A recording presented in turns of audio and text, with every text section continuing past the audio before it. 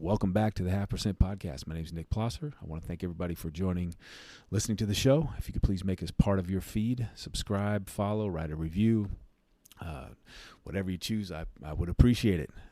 We're available at Apple iTunes, Stitcher, Spotify, Google Play, anywhere you listen to podcasts. We're available.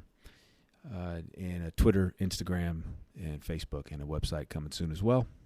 So multiple ways to get in touch. And if you are a active duty, retired, vet, reserve, whatever the case, or if you know somebody has a compelling story to tell, please reach out. We'd love to have you on the show as well.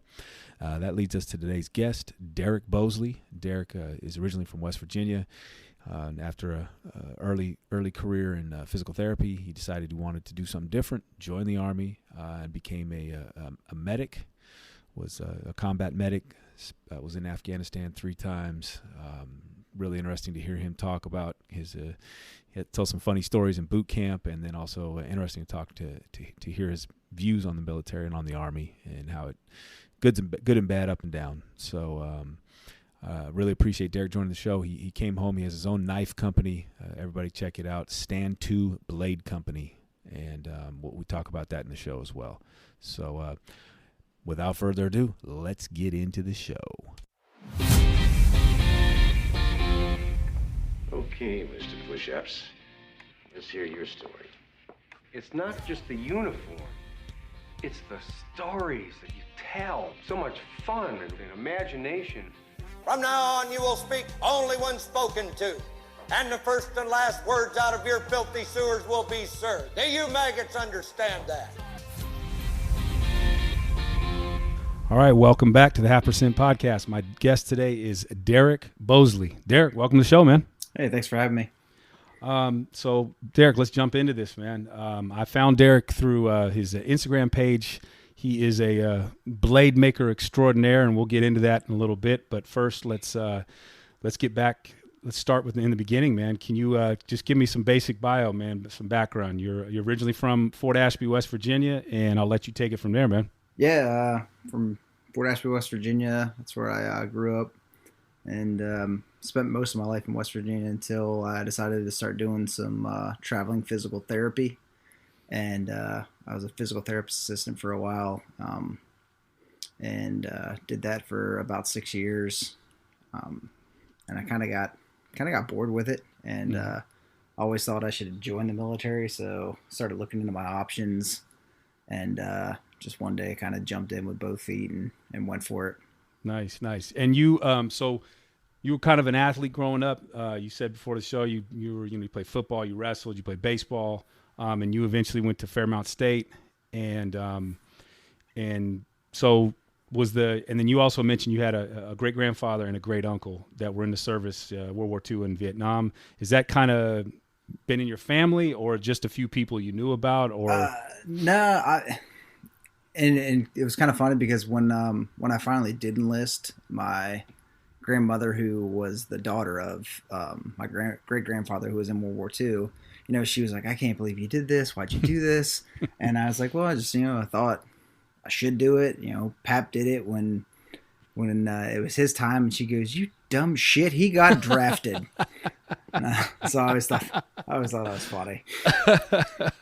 It's funny, man. Everybody I talked to, including I was trying to go into the Marine Corps, like you, man, like after 9/11, I was like, okay, I can't miss this one. Every male in my family has served at some point, and I was like, I'm not missing this. And eventually didn't make it because of a ruptured disc. But I just remember telling my mom, and she just went pale, man. So yeah, it's funny. I'm always curious to see the people's families' reactions to it. So what about your parents? Were they pretty supportive of it? That type of thing? They were not stoked. No, my dad didn't really say much. I wanted to join right after 9/11, but I had a lot of people that didn't want me to do it, and so I just continued with my college career, and I just always regretted not doing it. So after I kind of got bored with the job that I did have, I was like, screw it, I'm just going to do this. And I had actually told my parents, I was like, hey, I'm probably going to enlist, so just be ready for it. And when I finally did, my mom acted like she'd never even heard the idea. So, but they came around, and then they were super supportive after. In fact, like when I was getting out, my mom really didn't want me to get out. She wanted me to stay in and maybe go to the IPAP program, the Army's physician assistant program. But I was like, okay. I was kind of done with it at that point. That's interesting, man. I think maybe, I don't know, maybe your mom's case, but maybe in those certain person's cases, they're worried, they immediately think that, when their son comes and joins, they're going to be storming the beaches of Normandy or something like that. And, there's just so many different jobs in the service, man. And very few are actually, right there at the tip of the spear, shooting and killing people. So there's a lot of other things to do in the service. So what made you decide to choose the Army? I had some friends from different services that had already gotten out, and since I was joining way later, I was 28 when I got in the Army. Right. So I talked to them, and I had a buddy who I really respected. So I was talking to him, and he was an ex-Marine, and I was like, "Hey, man, if you were going to do this, what would you do?" And he's like, "I'd go in the Army." He's like, "In the Marine Corps, it's all about the Corps." He's like, "In the Army, I think there's a lot more room for growth for you. I mean, you still have to do what the Army needs you to do, but they're going to help you along the way to get some other stuff done as well that'll help you once you get out, or just to help you along in your career." Did you find that to be true? Yeah, I think for the most part, it all depends on your leadership, man. Like that's what it all boils down to. If you have good dudes who are above you, that actually look out for you like they should, then yeah, you're going to get a lot out of your military career. If you've got a bunch of shitbags who really only care about themselves and their next OER bullet and making their next rank, like it's really not going to matter. You're going to have a bad time. All right. Okay. All right. So, so you got in 2012 is when you started, and then did you kind of know? Did you know you wanted to do the medical thing because of your PT background, or did you look at a lot of jobs and finally decide on that, or was that just always the plan going in? That was always my plan going in. I had that background, and I just figured that's where I could do the most good. Right. And then also when you started, was it something where you were like, all right, I'm just going to do my, my 4-year hitch and then see what's what after that? Or did you kind of think about it as a career thing, or what was the thinking going in? I honestly was just going to take it day by day. I didn't know if I would really like it or how it would go. So I was like, maybe it'll be a career, maybe just be a 4-year thing. I don't know. We'll figure it out. But I didn't have a concrete plan going in. Right. Okay, cool. So take us up to basic boot camp. Where were you? And you got some one-liners here, some one-lines you put down on the beforehand that are kind of funny that I'll read off, and you can take it from there. But where did you go initially? And then for AIT, which is for those of us civilians, Advanced Individual Training. Is that right? Yeah. Okay, so tell me about those two spots where you were. So I was in Fort Sill, Oklahoma for basic training, and did my time there. And then after that, went to Fort Sam Houston for your medic training. Okay. So you got some lines here that I'm just going to read, and you can go from there. I got Old Man Lutz.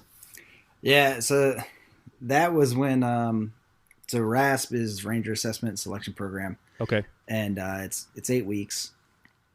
After you do AIT, then you go to Airborne, and then, I don't think it's still that way, but for me, we went from AIT to Airborne, and then from Airborne, you went to RASP.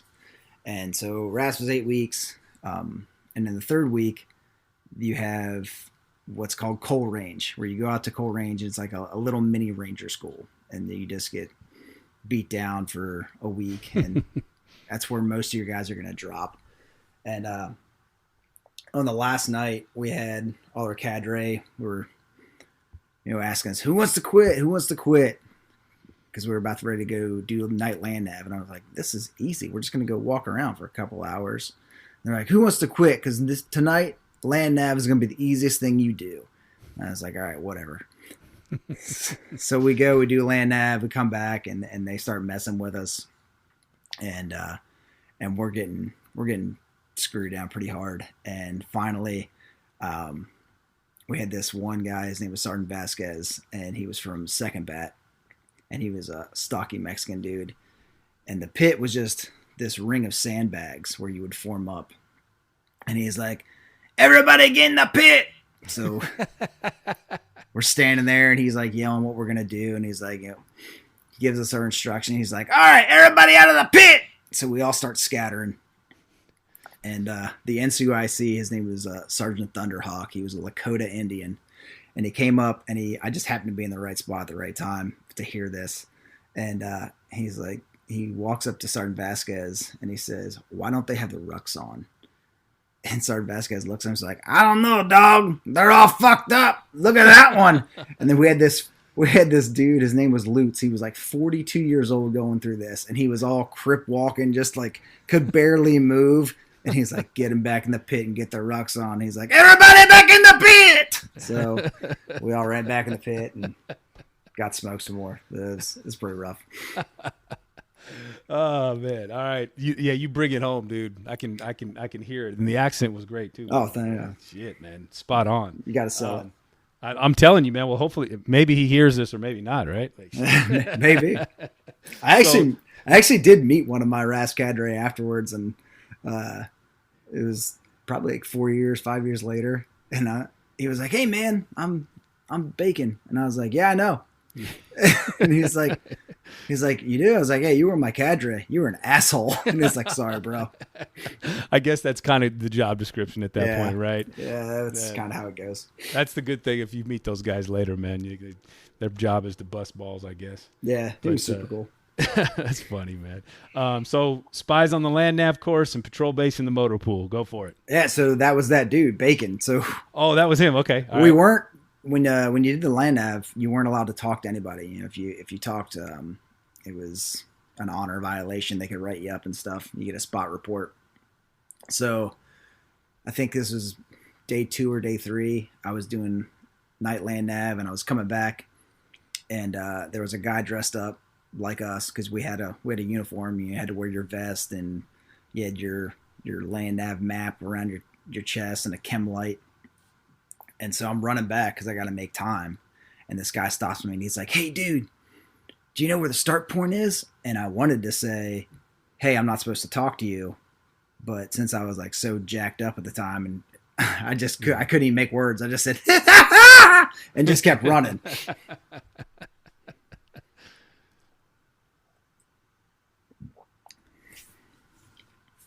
And then we're doing later on in the RAS, it was I think like week 6 or week 7. We had one guy who was like really big on combatives, one of our cadre. So he was gonna do combatives, and we were gonna do just like a half a day of showing us how to maintain vehicles. So we're like, all right, we just get through this, show you how to maintain the vehicles, show you what you need to do to mark stuff down, to get it all worked out. And then we'll go do combatives. Everybody was stoked. We're going to have an easy day. That was until somebody started talking shit in the bathroom about, how dumb this was and we're not going to need this or whatever. And one of the cadre was taking a shit while they were doing it. So they came out and they're like, hey, if you just tell us who did it, it'll be easy. Well, of course, those dudes didn't fess up. So we ended up like laying on the concrete for the rest of the day, doing patrol base activities. It was dumb. It sucked. Someone always runs the mouth, right? Yeah, that's basically how it went. Okay, so you got an acronym here, SOCM. So for those of us uninitiated, man, what is that? What's that stand for? That's SOCM. That's Special Operations Combat Medic Course. Okay. So I got sandbag formation, spastic life partner. Yeah. So the thing that sucks about that, just the Army in general, is kind of mass punishment. Okay. And SOCM is 9 months long. So if you're a good class, it doesn't really much matter, because if you make it far enough along in the course, and you got, for us, as Rangers, we're kind of all lumped in the same group. So we had been there for roughly 5 months at this point, and some of the new guys were getting all screwed up and not making it to class on time, not passing PT tests, or whatever they were doing, just getting in trouble for different stuff. And so our NCOIC there made us come in on a Saturday, and there was a rope, that we could climb for PT, and it had sandbags all around it. And so he comes out and he's like, all right, I want 2 formations with those sandbags, and they have to be 12 inches by 12 inches, and all the broken sandbags I want in a profile platoon off to the side. And he's like, you have an hour. So as soon as he walked inside, I was like, all right, guys, go get your trucks. Because where we had to move them was a little bit of a distance, so we could just throw everything in the back of a truck, drive it over to where we need to, and then we didn't have to keep running back and forth. So we start chucking all these sandbags in the back of these trucks. We drive them over, and his name was Sergeant Garfin. He comes out, and he's like, hey, did I say you could use your fucking trucks? And I was like, well, Sergeant, you didn't say we couldn't use the trucks. And he said, good point. Put them all back. We're starting over. Oh, shit. Oh, man. So that was a task made much more tedious. Yeah, definitely. And so there seems to be there's a lot of that type of thing if and one person will eventually or inevitably screw up, right? So that's part of it. Yeah, it's definitely part of it. All right, so you get to you passed that. That was a 9-month course, you said. Yeah. Okay, so now where was that? That's at Fort Bragg. That's at Fort Bragg. Okay, yeah, like all sports, like all. Okay, and now Ranger School. Where do you go from there? You're in Ranger. Where did you go? You went to Ranger School next. Is that right? No. So after SOCM, you finally, as a medic, you finally get to go to your battalion. Okay. So I ended up in 3rd Battalion in Columbus, Georgia. Okay, so then now you're in Columbus. What are you doing there from then? That's your regular job now. You're all trained up. Yeah. So now I was a platoon medic in one of the companies, and you do that job until your bosses think that you're ready to be a leader in the organization, and that's when you'll get sent to Ranger School. Okay, so how long were you in Ohio doing that job before you did get sent to Ranger School? No, I was in Georgia, Columbus, Georgia, Fort Benning. Oh, Columbus, Georgia. I'm thinking Ohio. My bad. Yeah, I was going to say most people do. Yeah. So okay, so then I got Ranger School, pulled reserve, pissing my pants, and barefisting soup. Oh yeah, so in Derby phase, you do a jump, and that's how you start the FTX. And so we jump, and there's an assembly area that you had to go to. So we go to our assembly area. Once you get there, the RI is like, all right, take a knee, pull security. So easy day. You're just going to sit there and wait for everybody to come and just try not to fall asleep. Right. And one of the RIs comes in. He's like, hey, who pulled the reserve? You're not in trouble. We just need to know. Once again, nobody raises their hand. Nobody fesses Wait, up. so stop real quick. Pulled the reserve again. I'm a civilian. What is that? What's that mean exactly? Oh, like the reserve parachute. So you've got your main... literally when you pull the reserve. Okay, pulled the chute. Gotcha. Yeah. Gotcha. Yeah. Sorry, these are stupid questions, man. I didn't make it to the service, so no, man. I'll be asking a lot of these dumbass questions, so I apologize in advance. No, and it's not a big deal. You just have to, if you pull the reserve, I guess they need to fill out some kind of form or whatever, for the reason why you did it. Or of course, so more needless paperwork. Yeah, exactly. So nobody raises their hand, nobody says anything, and he comes back again, 5-10 minutes later, asks the same question, gets the same answer.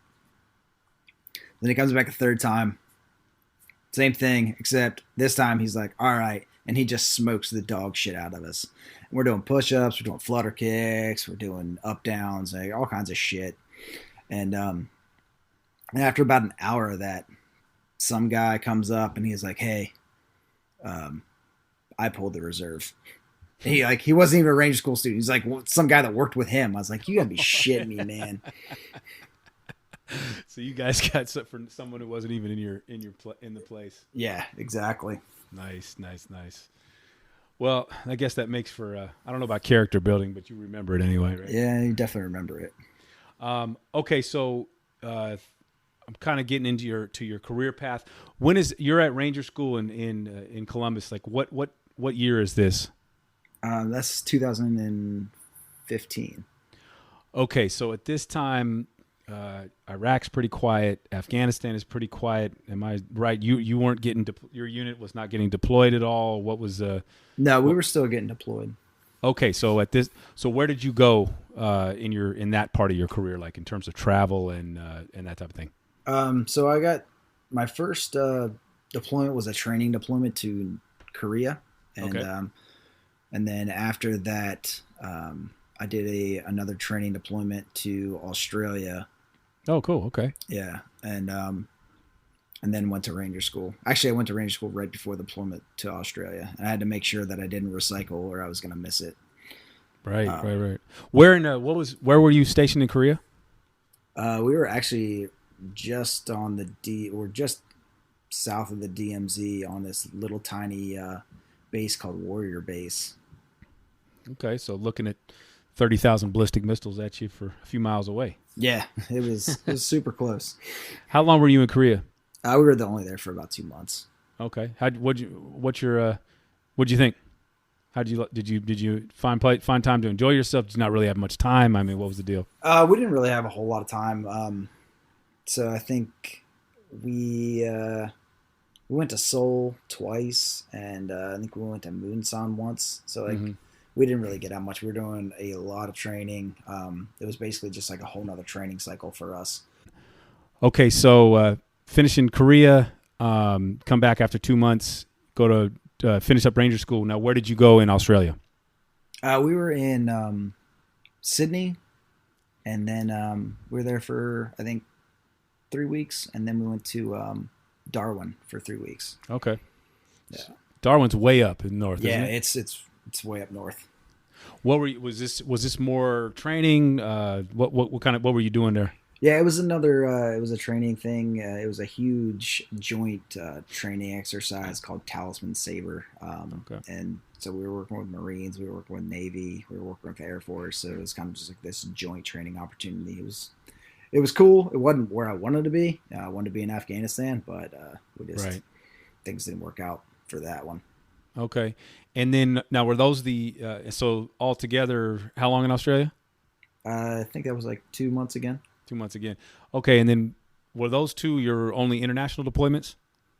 They were my only international deployments that weren't Afghanistan. So then after that, I did 3 rotations to Afghanistan. Okay. Well, if you're talk to me about Afghanistan if you want, man. How long were you there in each time, or anything stick out to you? What kind of things your impressions? What did you see?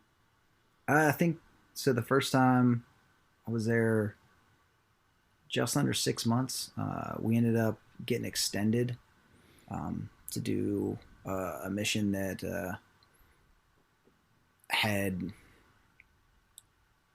we left, the guys coming in wouldn't have been able to do it. Just the timing wouldn't have worked out right. So we ended up having to extend so we could stay and get this thing done. Okay. And then there's a lot of downtime when you're there. Right. So if like you're not staying busy, you can kind of lose your mind, get super bored. But I mean, there's always stuff to do. You can do college, you can work out. We did a lot of training with our partner force there, trying to get the Afghans up, right, and get their medics to a level where they were kind of on par with just a regular U.S. Army medic. I mean, it's kind of tough sailing, with those guys, because you're fighting an education level, and sometimes like those dudes they don't want to work, but right. The ones that do, it's nice, it's rewarding when you see them improve, but like sometimes it gets tough. It's an uphill battle. Did you did you find that kind of interaction with the Afghanis? Did you find it rewarding overall? Did you meet some cool people, interesting people? Anything that sticks out in your mind? Oh yeah, there's definitely some cool dudes. And it's always rewarding when you're teaching people, and you see how they've come along. But it's also super frustrating too, when you've got guys that could do it, but just won't do it for whatever reason. It's dealing with a very old culture and very different, and everybody I've talked to, including some of the guys I was trying to go into the Marines with who did make it, told me some stories, and it's just you're dealing with it's such a culture shock, even if you've been, and I've traveled a lot of places in the world, but I haven't been to Afghanistan. But even then, I'm sure it was, it's surprising, because it's almost impossible to explain to people here who haven't, you could see it on TV and but I think being there day to day and trying to overcome certain cultural differences is a whole different thing entirely. Yeah. And it's so ingrained in them at this point. It's hard to even say what would change it. And it's kind of heartbreaking because we've lost a lot of good dudes over there trying to secure a better future for them. And once we pull out, I don't know if they'll fight for it. Yeah, no, I think, I'm a little bit cynical, but that's my part. I think at this point, but anyway, forget what I think. What do you did three dips over there. What are if you want to get into it, if not, it's fine too. But what do you think about this in general? Because you hear a lot of politicians talk about Afghanistan, and you hear the spiel. You hear a lot of the top echelon, star level guys talk about it. But what do you think? What are your impressions of what we were doing over there? I mean, the job needs to be done. It was a breeding ground for terrorist organizations for so long, and somebody had to go in there and help. Do I think that we need to be there forever? No, I don't. But I don't know. I think that's why we've been there so long. There's no good way to get out, and we're just gonna kind of have to figure it out as we go. There's dudes that are way smarter than me that are trying to figure this out. I'm just some schmuck. Hey, listen, man, I'm some schmuck on a microphone and a laptop too, man. I figure, I'm just always curious, because you hear, I try to hear from everybody that's at whatever level they serve, to just kind of hear their impressions, man, because, you're out there, you were there putting it out there on the line. So I just am, always curious from your perspective. So, that's why I asked, man. But of course, that area of the world, man, the Russians and the British tried to get out of there 100 years ago. And, man.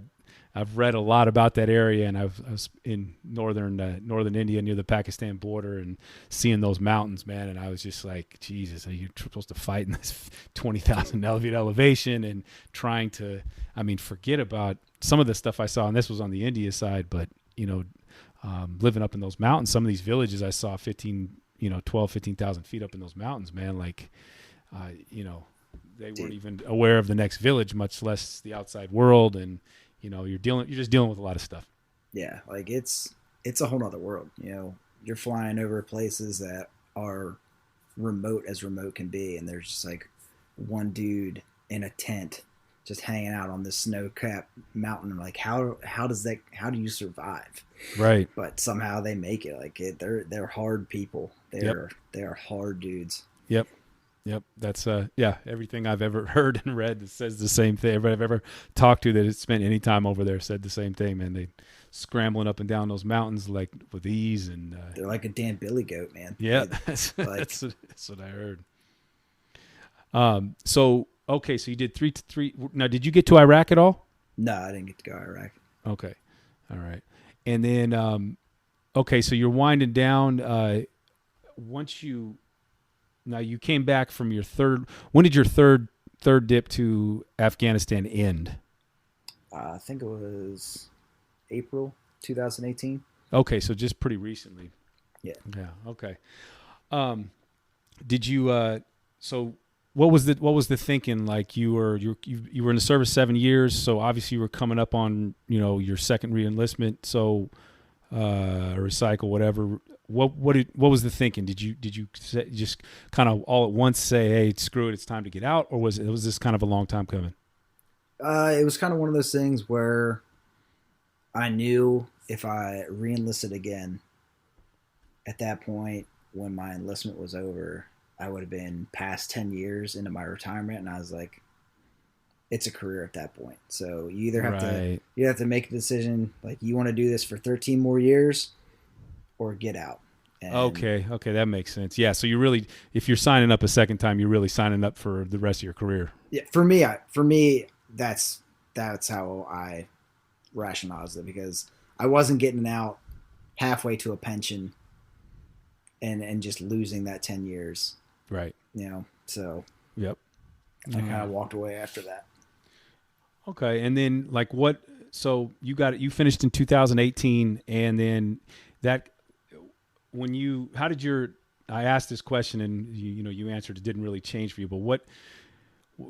How did your views of the Army change? Like when you got in, did you have a certain preconceptions that changed as you went through, or what are your kind of thoughts after spending a career in the service, or spending 8 years there?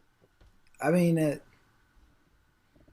I think some things that I had thought before I got in, like not everybody in the Army is this like squared away super soldier. That's not it. There are some complete and utter dipshits in there. Yeah. And honestly, the Army is one of the few places that you can fail upwards. Like if you just stick around long enough, you're going to get promoted, as long as you're not an idiot and you're going to your NCOER school, or you're going in and you're doing the bare minimum that you need to like kind of scrape by. Like you'll get promoted, because the good dudes either get out and get tired of playing the game, like, or just like don't want to kiss everybody's ass, so they get promoted. And then you get these guys that aren't that good at their jobs but are super good suck ups that end up just keep pushed up. Like even where I was at, you'll see guys who are like, how in the hell did you get here? Right. Man, I think I've seen that in the civilian world as well. Yeah, but it's everywhere. I guess when you go into the service, you're thinking, there maybe is a little bit less of that, but at the end of the day, it's a big bureaucracy as well, man, and politics are part of any human endeavor. So I guess they're not, the Army's not exempt from that. No. Right. Well, okay. So what do you think? What are the biggest misconceptions you've encountered with civilians about about the military and your experience? For us, the difference between an actual U.S. Army Ranger and someone that is Ranger qualified. Okay, go into that. So a member of the 75th Ranger Regiment, which is the unit that I was in, is an actual U.S. Army Ranger. You're a member of Special Operations. You go on combat deployments. You train in the art of warfare all the time. That is your job. Someone that is Ranger qualified went to Ranger school. Okay. And Ranger school is just a leadership school that the Army has. It's the Army's hardest leadership school, but that's all it is. It's just a leadership school. So if you can walk, not sleep, and not eat for 62 days, yeah, you will be Ranger qualified. And is that the 5 jump thing where you've got to get those? No, that's airborne school. That's airborne. Okay. That's even easier. Okay. Gotcha. All right. If you can stand in formation and run a 2 mile in under like 16 minutes, then you can be airborne qualified. Gotcha. Like it's, but yeah, that was one of the big things. Like I get asked, even like my mom took forever to even remotely understand what the difference was.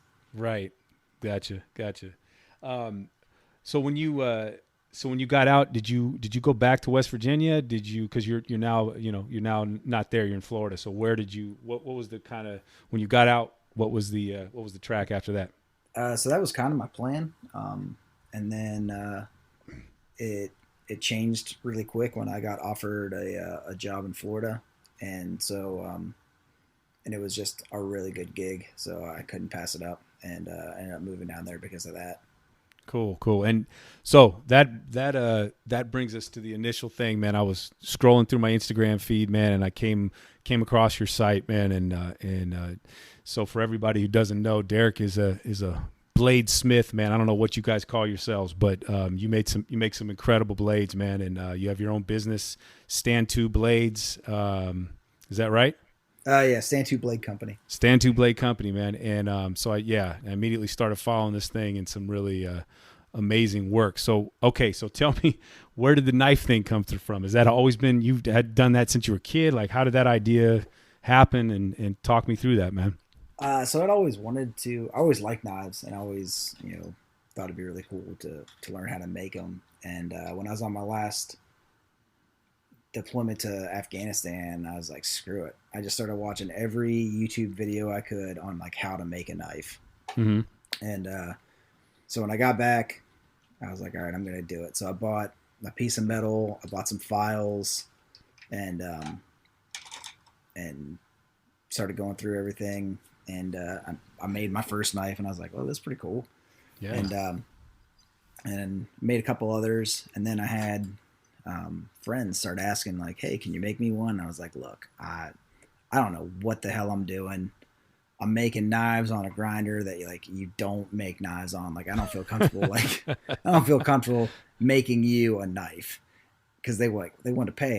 And then I had people that, still kept asking. I was like, all right, look, how about this? I was like, if you just pay me for just the materials, I'll make you a knife. And they're like, all right, cool. So I started making knives that way.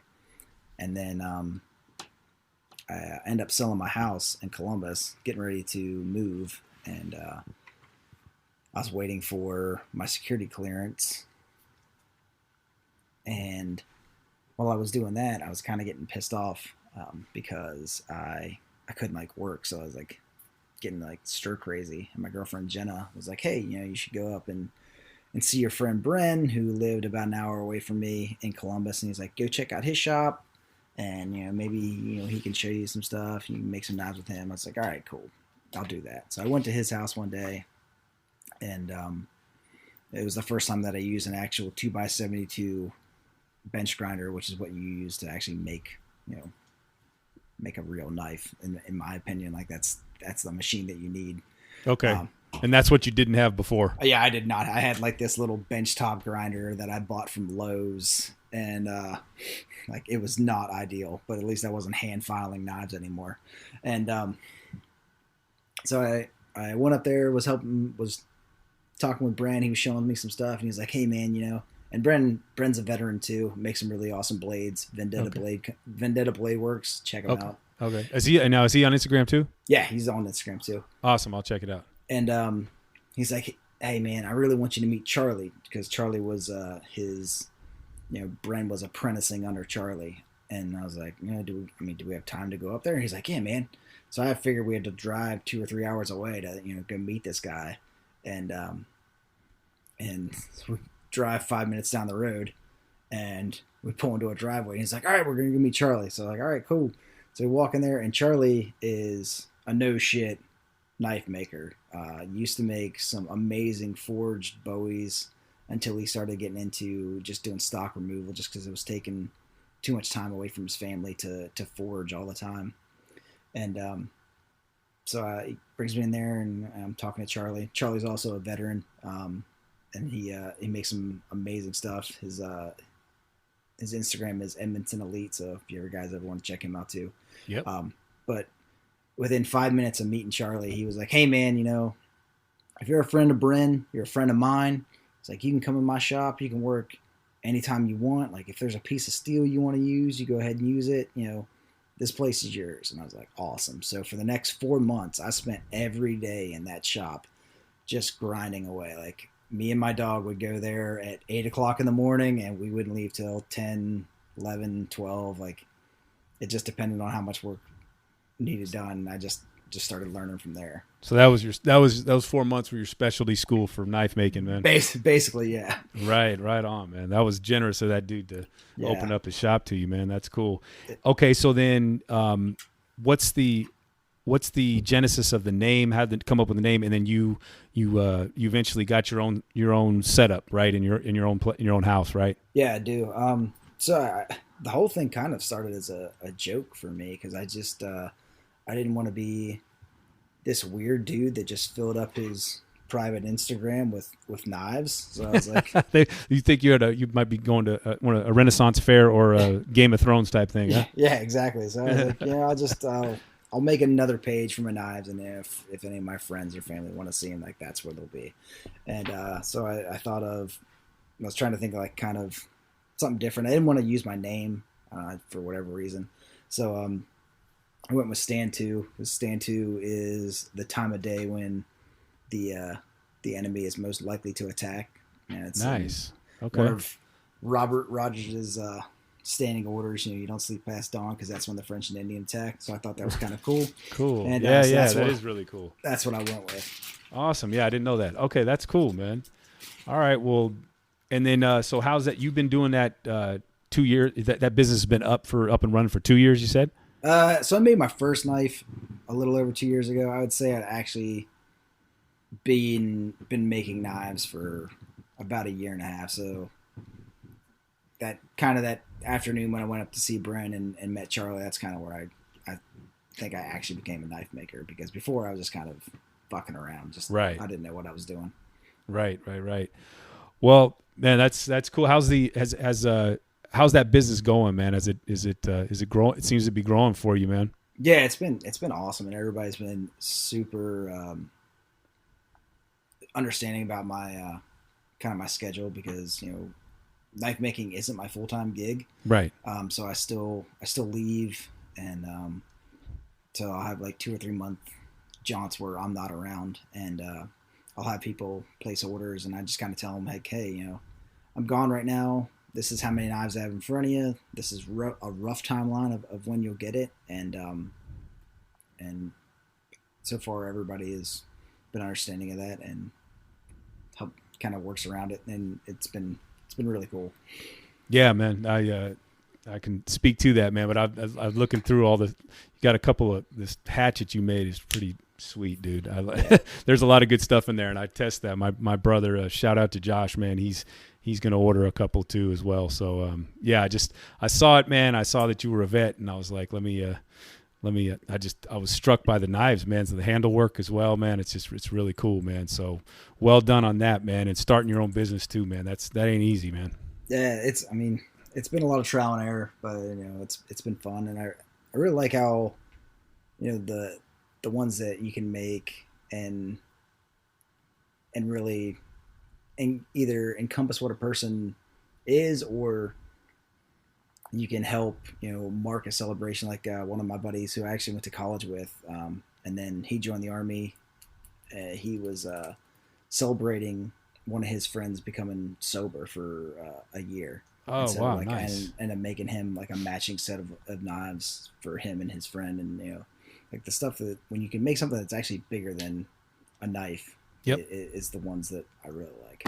That's cool, man. That is absolutely cool. Put meaning behind the work, man. And a knife is a very personal thing, man. Whether even if it's just the little knife you get as a kid, whether it's a Swiss Army or whatever else, man. You know what I mean? Like, doesn't matter. It's like your personal firearm, man. But knife even more expressive, Yeah, exactly. Yeah, that's cool, man. Good for you, dude. Good for you. Well, let's see. You can, real quick, your website is stand2bladecompany.com. And why don't you go ahead and tell everybody else how else they can reach out to you, man? Yeah, so the website is stand2bladecompany.com. Email is stand2bladecompany@gmail. Instagram, stand2bladecompany. Facebook, stand2blade company. I'm on Parler, which I guess is some new thing. Oh, yeah, that's right. Alternative to Twitter or something like that, I exactly. guess. You can send a messenger pigeon, I guess, if you wanted to, just however the hell you want to do it. Yeah, right. On a hawk, a falcon, whatever.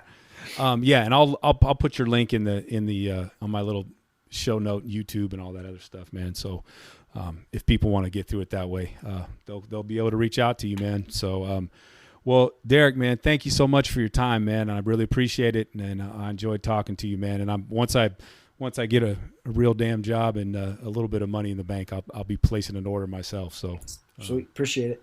Yep. All right, man. Anything else before we get on out of here? No, that's all I can think of. All right, man. Thanks a lot, Derek. I appreciate the time, and I appreciate you sharing your story, man. No problem. Thank you. All right.